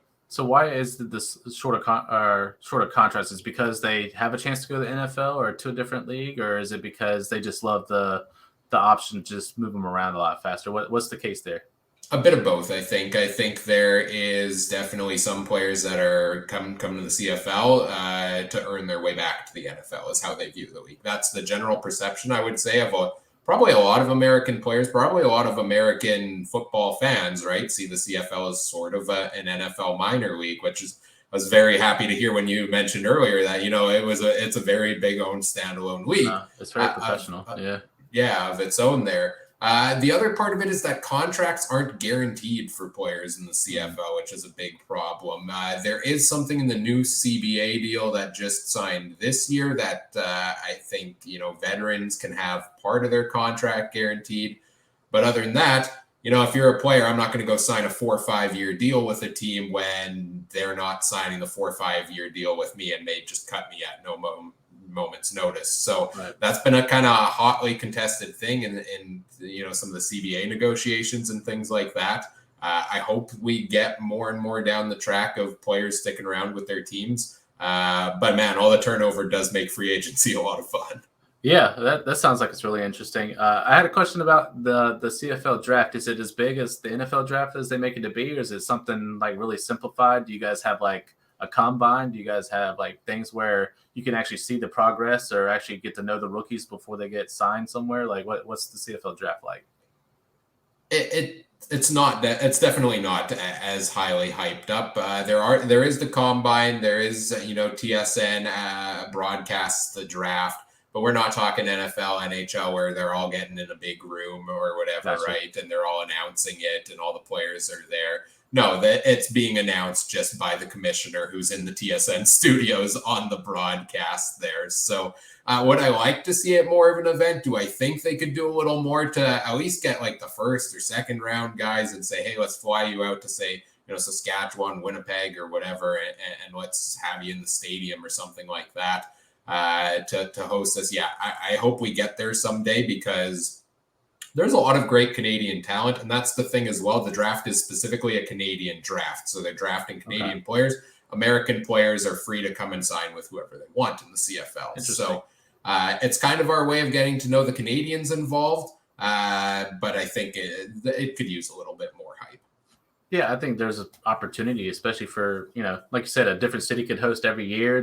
Can be an event around it where they have all these, like we talked about, more tailgating. There's more, fun activities around, things like that. Just the NFL makes it a huge spectacle and it moves around. I mean, during COVID, the commissioner did it like your commissioner does, where he just out of his own house and had a sweet setup and just did the picks. But even then, like, you hype it up and it can only be the couple rounds. Like for us, like the first 2 rounds matter the most. And then day 3 is literally just the NFL Network just going hours of them picking like every 2 minutes and stuff like that. They'll do like a brief summary and then go on to the next player. So it doesn't have to be crazy. I just think like they should really highlight some of these guys that are coming in for like the first time and building them up. I also wouldn't mind seeing, the Americans get a shot to at least be quote unquote drafted or anything like that, just to make a bigger pot for the CFL and things like that. I think that'd be kind of cool.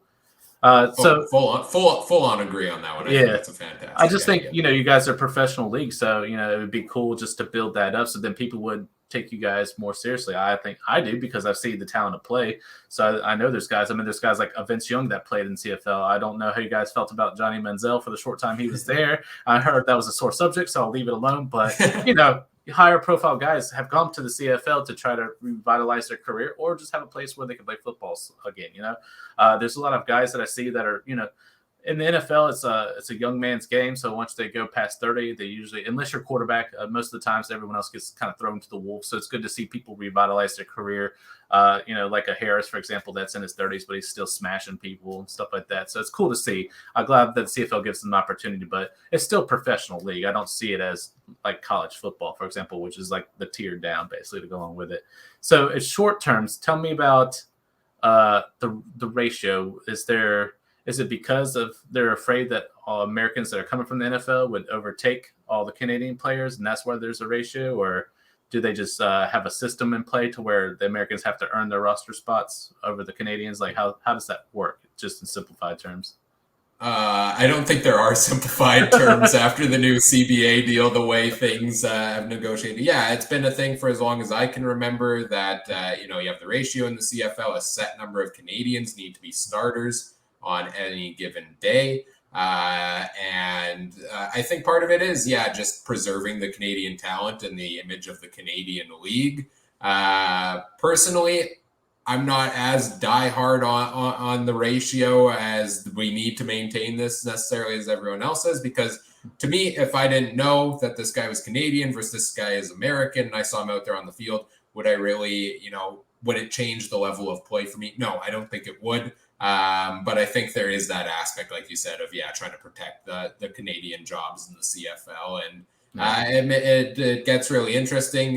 We just went through some grueling CBA negotiations this year, which was pretty one of the hottest topics, I think, of players trying to preserve the ratio, the league trying to say no, let's just bring in, the best players available, regardless of passport. And to me, the big thing around that personally is go out and do other things to promote Canadian content, to grow the Canadian talent, to have them earn their spots regardless of ratio, regardless of passport.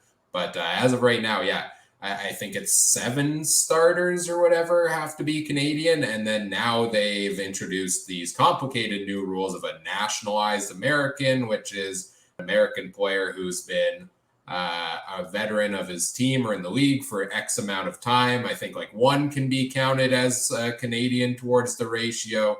And then 3 others can count as long as they play at least 49% of snaps on the season or something like that. Wow. If you're trying to follow along at home in terms of the ratio, good luck. Yeah, maybe don't. I don't know. It's just not a thing to know the nationality. Like the NFL has guys that come from Africa that made their way, and they earned their citizenship in America. Things like that. Like it doesn't really matter where you're from. We have Canadians playing in the NFL. Like it really just doesn't matter as long as you're a great player and you earn your right to play. I think you should play. I'm not saying that. I'm not trying to say, hey, as the Americans, that's previously should go and play the play CFL. But if they're learning to extend their career and they work hard, that's why I was interested in a guy like Jamie Newman. Like, is it just a competition against his Dane Evans and the competitors, or is it because he's American? Does he have to stay there for a certain amount of time before he maybe can get pushed up the ranks? That's why I was curious and things like that about the ratio. Just because I think if you're talented, you should compete for the job and it should be an open competition and let the good times roll, right? Like CFL is only going to get better when it has ultimate competition. Another thing I love about the CFL is that the defenders and the wide receivers, they don't meet at the line like they do in the NFL. So there's no separation. It's just like run and gun, which is another thing. Like I said, it's fast paced. Some of the many things that I love about it. Do you ever see the metric system changing? Do you think 110 yards stays forever? Do you think the goalpost stays in the front? Because I think it's kind of dangerous.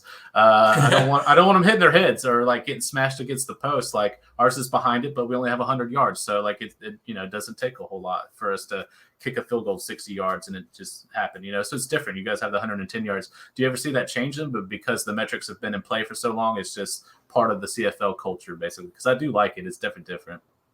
Yeah, well, actually, just starting this season, they've moved the hash marks in a little bit from where they used to be. So they used to be further out. They moved them in, and that was to try to promote a little bit more offense, to kind of use that boundary side receiver a little bit more, because teams who are, with the wider field, they're maybe looking away from that direction a little bit more often. So that's a move they made this season. Could that lead to other changes down the stretch of, maybe field size? I don't know if the length is going to change or the goalpost position. I don't necessarily see that position necessarily or a change there. I think there could be kind of the width of the field, maybe a future discussion down the road. I got you. I don't know if they're just trying to do it to where it'd be easier to go between the leagues or something like that, or if I do like that it makes CFL different from anything else that I've ever watched. I think, the bigger thing, I think they could probably still play with 11 versus 12 players, but it is nice to have that extra player. I mean, it definitely makes for better rushing and defense and another option at, slot back or wide receiver for sure. So definitely think that's pretty cool. Tell me about the TD Atlantic series. Do you like it? Do you think you guys get a 10th team because of Nova Scotia? Like what's the, I thought it was really cool. It looked like a big festival type situation. I like the university that's there. I think that was pretty cool. How long that series has that been going, and has there been talks about a 10th team to make it an even 10 there in the CFL? Yeah, so Touchdown Atlantic is something they did long before they started doing. I don't know if it was long, but they had started doing it before there were official talks of a 10th team expansion to the Atlantic region. Right before the Grey Cup in 2018 or 2019, there was kind of formalized talks of, hey, the Atlantic Schooners are going to be a 10th expansion franchise, but there is the issue of where are they going to play? Is the big stadium issue that they are having. And so there were some talks, and then the COVID hit, and we unfortunately lost the season in 2020 due to COVID.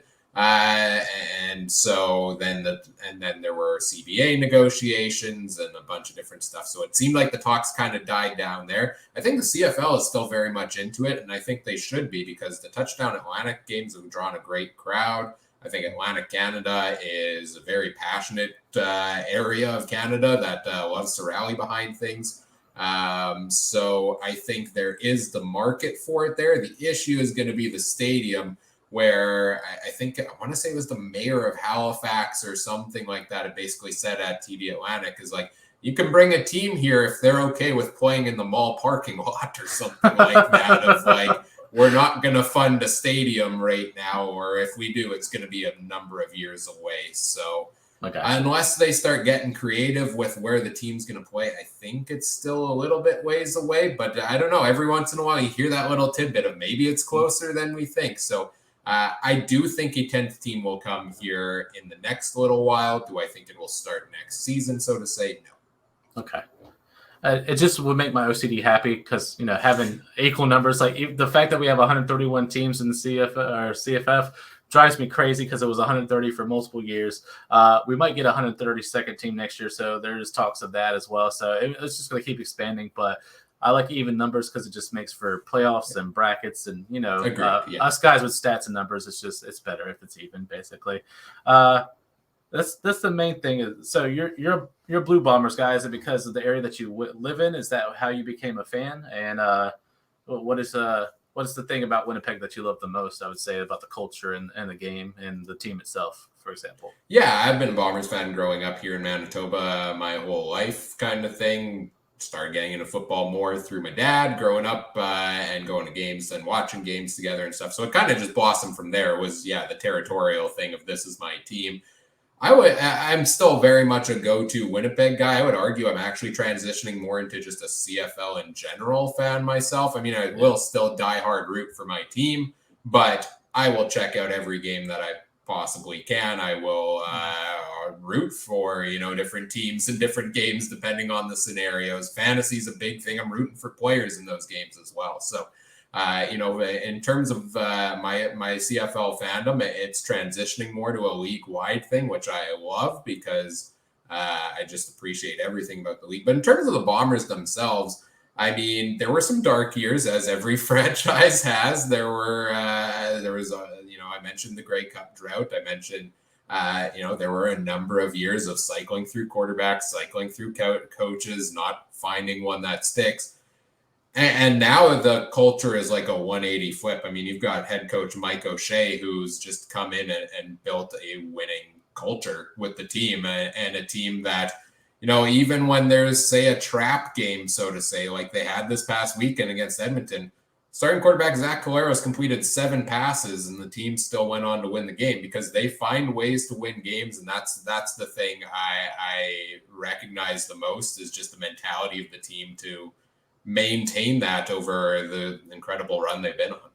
Yeah, it's cool coming from the perspective of just literally fantasy. You're just looking at players. I really, there's no allegiance yet to the teams. I'm still getting used to the teams and stuff like that. So that's where I'm open for business. But for me, the Denver Broncos are all the way on the west side of the country, and I'm here on the east coast of the country. So whereas my Tar Heels, they're like 2 hours down the road, and a very prestigious university, been around since right after the Revolutionary War. So this is one of the first universities here in America. So it's a very prestigious school, and that's where my fandom lies there territory-wise. But for example, Denver, I just picked a team that I just happened to like over the rest of the, the 32 teams. So I'm open for business. It doesn't have to be situational. I think I looked in, I want to say Hamilton and a couple others are closest to me on the East Coast, but I don't have to be a Hamilton fan. So I'm open for business. So if you guys want to put up a poll or something like that and see if who can do that, or give me a good sales pitch on who should be my team, please let me know. I'm very intrigued. But for now,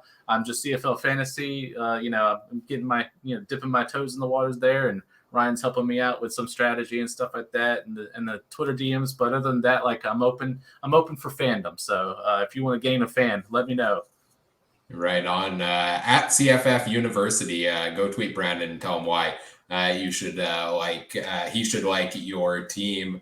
I'd be remiss if I didn't ask a couple of rapid fire questions that our great Trey Colbeck did ask. Yeah, some good ones. So first of all, what's your favorite topping on vanilla ice cream, if any? So good choice of vanilla ice cream. It's a classic, right? My personal favorite, chocolate chip cookie dough. I love the cookie dough part in there as well. I'm always big on chocolate. So chocolate sauce or hot fudge, mainly hot fudge if I had to choose between the two. It's just, chocolate and vanilla goes together. That's why there's Neapolitan and others that are out there. But I can't go bad with a good chocolate swirl on the top of vanilla ice cream. So Trey's the master. I've seen him eat some ice cream on a few shows.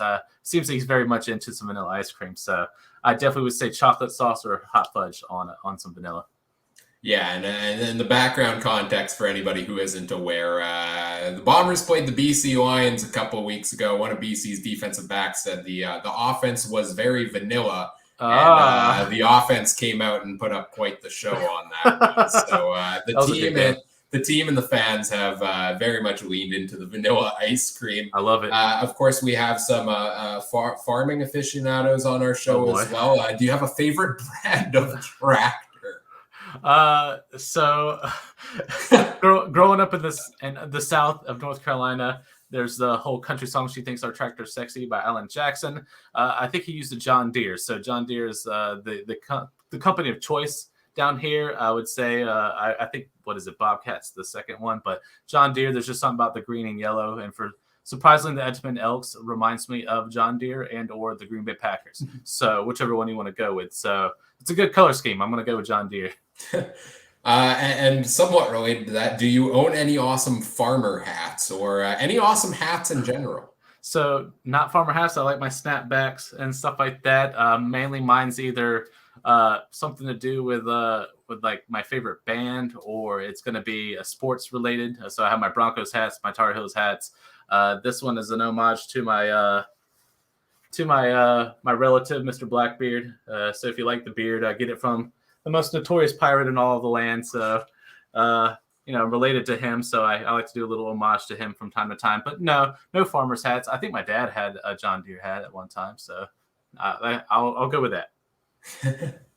And finally, football's our true sport here on the podcast, but most of us are big hockey fans as well. Do you have a hockey team allegiance? Are you into hockey at all? Was Trey's last question. So recently, I'll be admitted that when it comes to America, I would say it's like NFL, then it's basketball, then it's baseball, then hockey. I would say is probably the fourth most popular, whereas hockey is a pastime there in Canada. I know you guys love your Canadian heroes in hockey.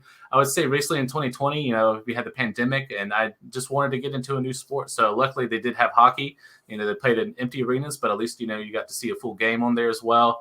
I started going, I didn't have one, so I asked a few of my friends that did it. And of course, one of my friends, she just threw me a New Jersey Devils jersey and was like, "Hey, you're one of us now. We used to have the best goalie in the land named Martin Bordeaux." So I went back, watched a few Bordeaux games and stuff like that. I was like, the jerseys are good. Too bad the Devils are terrible here the past few seasons from what I've watched and seen. So I feel like we get a lot of the draft picks, but I did hear we made some pretty good trades. You probably would know more about the trades than I would, but I'm hearing that the Devils are trying to put together somewhat of a decent team, so maybe won't be dead last. Here where I'm from, the Carolina Hurricanes are the big team. They're like a couple hours right down the road, pretty close to the universities. And I found out that they're the rivals of the New Jersey Devils. So when I showed up to a game to watch the Devils, I almost got cussed out a few times. And I was like, "You're my people. Why are you yelling at me?" So, being a new fan of hockey, I'm like, I didn't know it was that brutal when it comes to the team. So apparently there was a a brawl or a fight, and there was a hockey blade in use there between the Hurricanes and Devils. So I don't know what happened there. I guess the brawl got out of hand. I grew up watching the Mighty Ducks, so it's just, that was my version of hockey. For the while there, Gretzky and the Anaheim Ducks were something that I looked at in passing. But recently, I've been a New Jersey Devils fan, trying to learn the game a little bit better, just like I am CFL, and trying to understand why my local team doesn't like them so much. So that's what I'm trying to dig into recently. Awesome. Well, as a Devils fan, I hope you enjoy one of my favorites. I'm a Tampa Bay Lightning fan. Andre Palat of the Tampa Bay Lightning going over to New Jersey this year. So take good care of him. We shall if he produces. If he produces. I have no doubt he will there. Thanks, Trey, for the fun little questions to end off the podcast here. As we get ready to wrap things up here, first of all, big thank you to you, Brandon, for coming on the show here today, giving us all some great insight on some of the up-and-coming CFL fantasy stars. Lots of fun talk here. Anything else you want to mention here, and where can people also check out everything you're up to and find you on social media? Sure. First thing I want you guys to do is a call to action. So Fantrax, at them, say that, hey, I want CFL seasonal. And that's something that we're diehard about. We need more systems, just more better play, easier to use, easier to set a lineup and stuff like that for you. You got the CFL one when they asked me about it, when I did the tweet about the CFL fantasy one and the graphic that I showed, they're interested. So there is some interest there. And they are, like I said, Canadians. I don't know exactly where they're at, but they definitely are interested in seeing if you guys want CFL fantasy, full-time type situation. So at them or message them, say, hey, we want CFL. We want it season long. And maybe that might open the door up for you guys doing dynasty leagues and stuff like that in the future. That would be really cool. Be a little interesting with only 1 and 2 year contracts. So, maybe there's not as much of a need for dynasty, but you never know. But I'd say do that first. Also, go check out campus2canton.com. So as you spell it, campus, the number 2, and then Canton .com. That's where you'll find stuff like our articles, things about college fantasy football, things about the NFL, about the system of play. We have cool tools. So if you're big on, I know Ryan's a guy that likes maybe average draft positions, things like that, you can actually see. We do a lot of mock drafts and stuff in the offseason, so you can see where a player is taken beforehand. So if you're like, I don't know a lot of these college players, but I want to know like how popular they are. These type of tools can show you like how popular they are, what type of scheme and system, why they're doing so well. And you start to learn those names. So, and you can separate it by, conferences and things like that. So definitely a tool that you can use. And that's where you can find a link to our podcasts, including my 2 and the others that are on the feed. So definitely go check that out. And also you can find me at CFF University.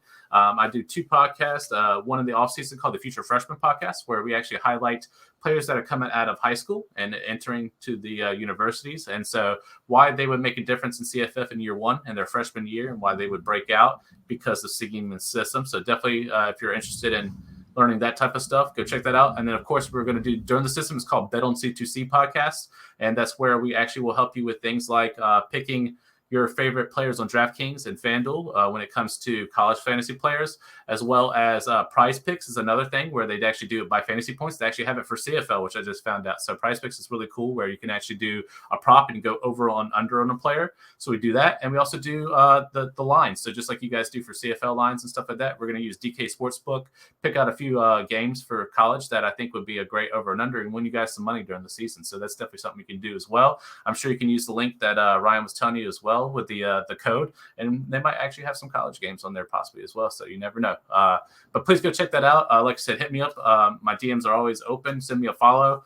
Like I said, I'm looking for a new CFL team, guys. I'm a CFL fantasy new to the game there, but I'm trying to get a team. I'm trying to have some loyalty. So help me out. So that's what I'm going to ask. But Ryan, appreciate you having me on, man. This has been a blast. I definitely love talking fantasy regardless of what system that it is. And it's just cool to merge the 2 worlds. And if you guys like this and you want to do it next year, maybe we can do it before the season starts or something like that. We can definitely look at some guys. If you guys have players that are coming into the league, maybe we can do this again. That'd be fun. Yeah, that sounds great. It's been a lot of fun going through everything here. Lots of fun having you here. So thank you for taking the time out of your day to join us here. What's coming up next here on the podcast? Well, Monday night, week 8 will be over and done with. So we'll be here to recap it live, 9 p.m. Winnipeg time, 8 p.m. Saskatchewan. We'll go through recapping the games. We will give our players of the week. We will update our power rankings and all that fun stuff. And then next Wednesday night as well, we'll take a look ahead to week number 9 and talk about the upcoming games, the CFL Fantasy, and yes, we will make our picks against the spread there as well. 9 p.m. Winnipeg time there as well, 8 p.m. Saskatchewan. Adjust your other time zones accordingly. You can catch all of our shows live every week over on YouTube. You can search the Canadian Football Countdown there. Facebook.com/CF Countdown Pod. Twitter @CF Countdown Pod. Twitch.tv/CF Countdown Pod. And on the Game Time TV YouTube page, all made possible thanks to our presenting sponsor, Game Time TV. Learn more at Facebook.com/Game Time TV MB. You can find us on social media, as I mentioned, @CF Countdown Pod. And make sure you check out @CF Pod Network on Twitter as well for all of the other great shows from around the Canadian Football Podcast Network. Whatever podcast platform you're listening on, we appreciate if you do all the fun things such as like, comment, subscribe, rate, review, share the show with your friends, help us grow the show. We always appreciate that. And on behalf of my special guest here this evening, Brandon Sanders, thank you for listening. Take care. Have a good one. Bye.